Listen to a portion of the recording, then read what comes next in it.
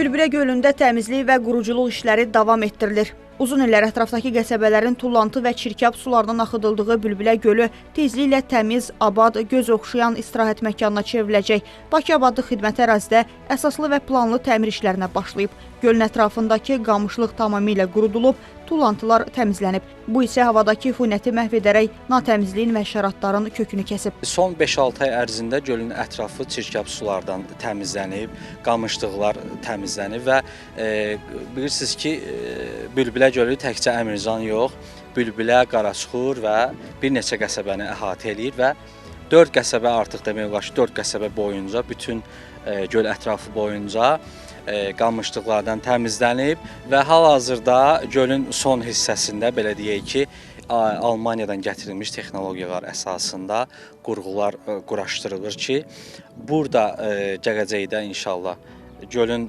çirkab suları təmizlənərək Hövsandakı kanalizasiya xəttinə birləşdiriləcək. Gölə axıdılan çirkab sularının qarşısını kəsmək üçün gölün ətrafında minlik magistral xətt çəkilib. Yaxın zamanda su həmin magistralla xüsusi su təmizləyici qurğuya töküləcək. Gölün sonunda kollektorların quraşdırılması üçün artıq işlərə başlanılıb ilkin mərhələdə və eyni zamanda gölün ətrafındakı gölməçələr də qurudulub.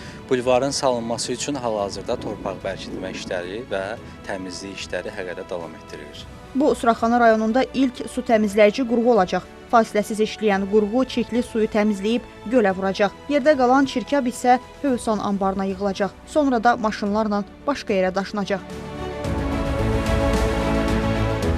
Növbəti mərhələdə sahil boyunca asfalt salınacaq. Nəzərdə tutulub ki, yeni bulvarda restoranlar, kafelər fəaliyyət göstərsin, dairəvi velosiped yolu çəkilsin. Bulvarda uşaqlar üçün meydança, yaşıllıqlar, istirahət yerləri olacaq. Layihəyə görə Bülbülə gölünün üzərindən körpü də salınacaq. Qısa zamanda Bülbülə bulvarı insanların əsl istirahət yerinə çevriləcək. Minaya Zamanova, Cabbar Qaryağdıoğlu, Xəzər xəbər.